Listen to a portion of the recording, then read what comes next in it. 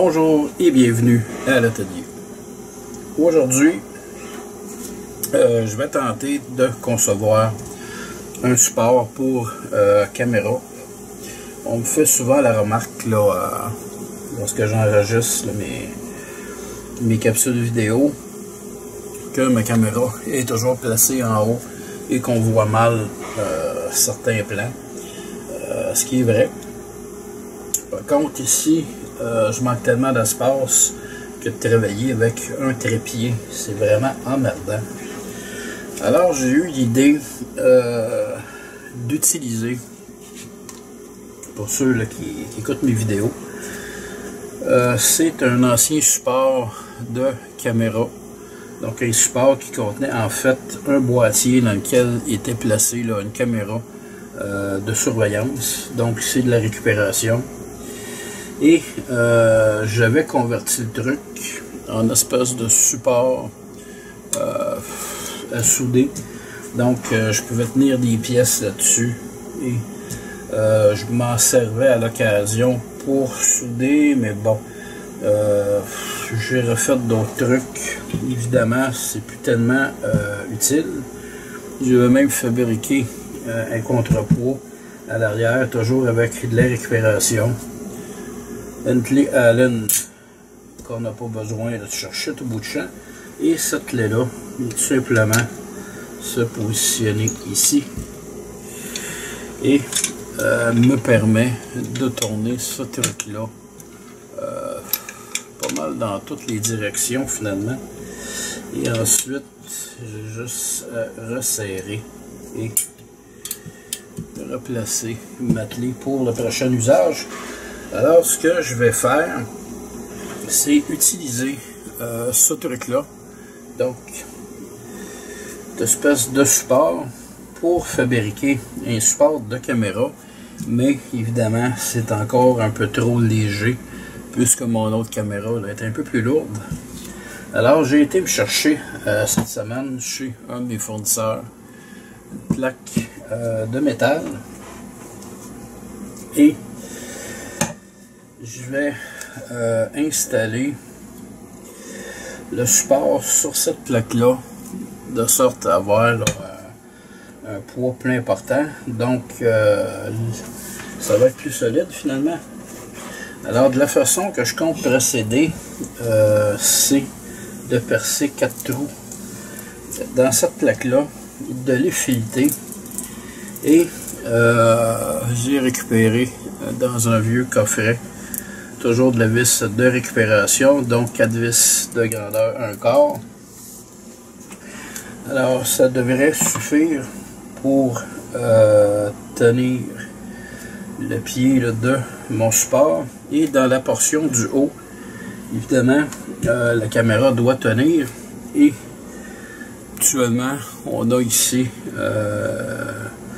un filet toujours de la grandeur 1/4. Alors soit que je vais utiliser un boulon comme celui-là, que je vais évidemment là, ajuster en fonction des besoins. Alors ça va être soit avec ce boulon là, ou peut-être j'en ai un autre pas loin, avec une prise ici, mais disons que le filet est un peu plus mince et ça m'agace un peu parce que ça bouge pas mal. Bref, je suis pas rendu dans cette portion-là. Alors, je vais commencer dans la portion du bas. Donc ici, j'ai placé mon support sur ma plaque. Et je vais tenter de tracer là. Je vais faire le contour des trous de mon bidule.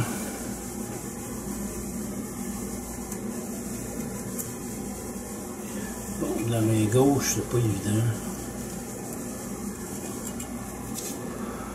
Bon. Mais comme on peut remarquer, les formes elles pas dans le même sens.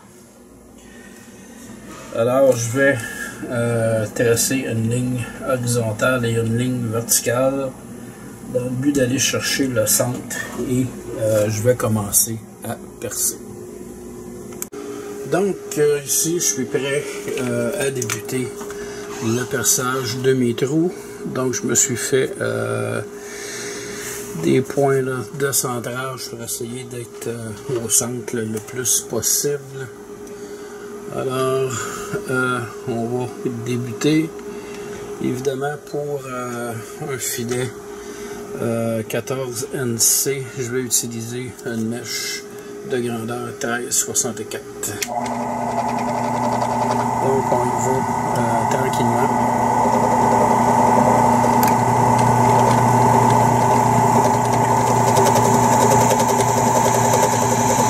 Ça sert à rien de forcer. En forçant, on fait tout simplement chauffer la mèche et c'est à ce moment-là qu'on risque vraiment de la briser. Alors vous voyez tranquillement.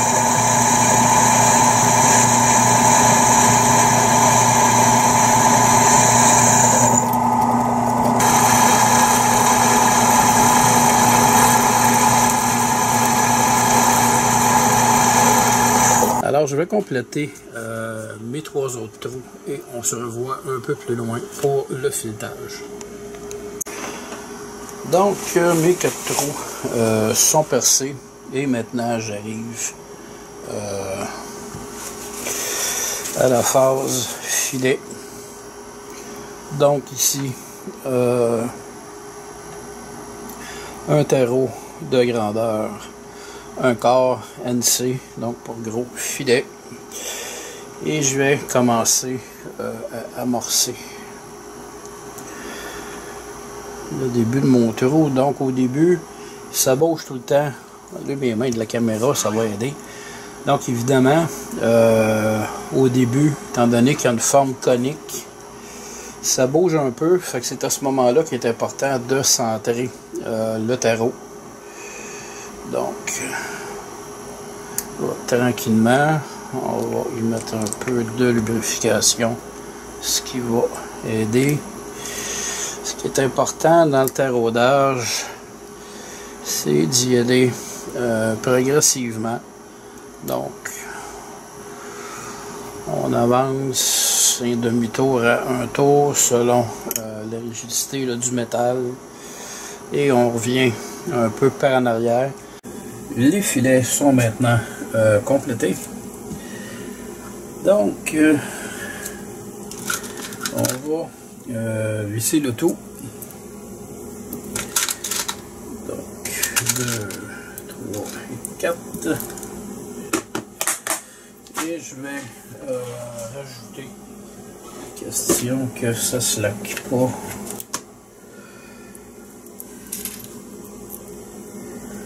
Donc, 1, 2, 3, 4. Alors, on va visser la plaque avec le pied et ensuite on va s'occuper de la partie du haut.